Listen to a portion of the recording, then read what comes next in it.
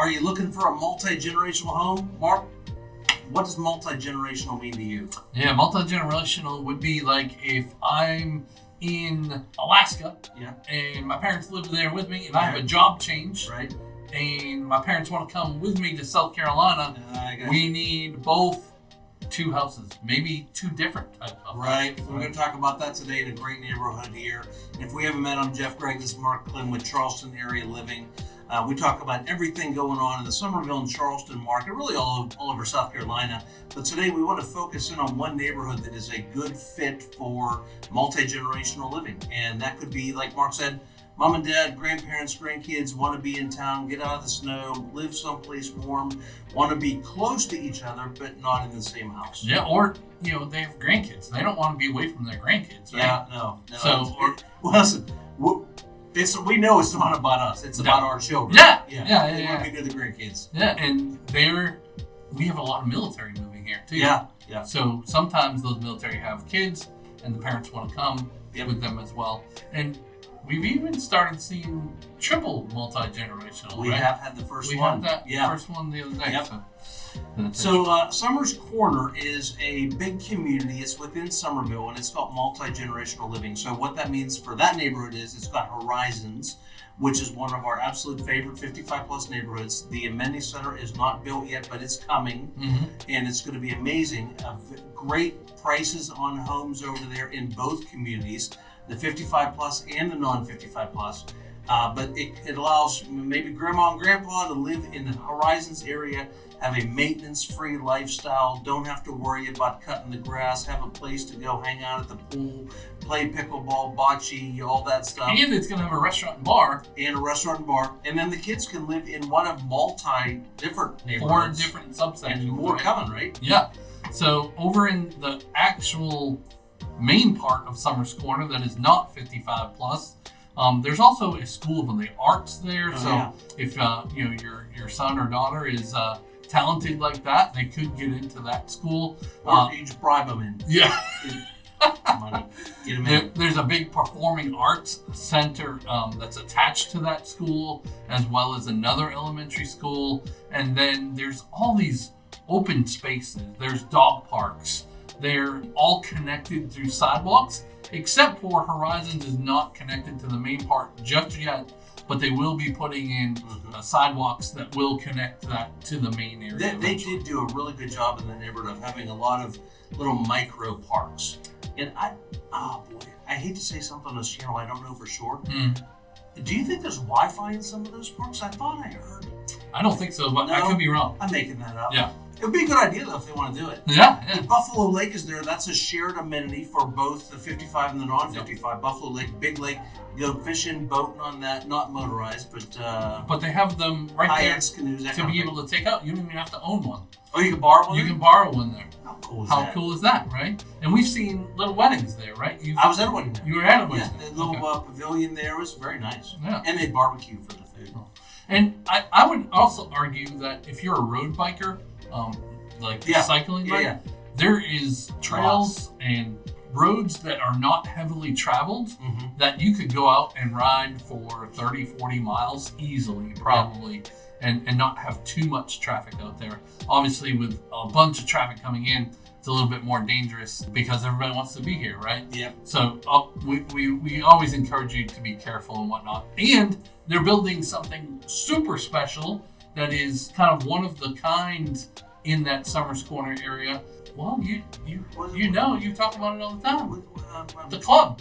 Oh yeah, the club's gonna be amazing. So this is for now. I think that the 55 Horizons people can choose to buy into that club. Yes, I don't know why you would, because you're gonna have it all there already. Yeah. But they're making a gorgeous resort-style pool and amenity center for the non-55 plus, and I think it's going to be one of the nicest in the entire Charleston market in the non-55 plus. Maybe space. In the state. It really could be. It looks like they're moving dirt already over there. Yep. The one thing about this neighborhood is, when we talk about some other neighborhoods, Nexton and Cane Bay and some other areas that are good for multi-generational, we sometimes see prices range from here to here in those neighborhoods. Prices are a lot tighter in the Summers Corner market. So really, $350 to $550, just that $200,000 stretch is about what all of the homes in that neighborhood are. And they do range from 1,400 square feet up to close to 3,000 square feet. Now, that builder in there, there's only one builder in there, and that's Lennar. They're a little bit different in how they build homes because you're not going to get the opportunity to build from the ground up and pick your everything. Mm-hmm. There's only spec homes in that community, or, of course, a pre-owned home. And that community started with a bunch of other builders as well, right?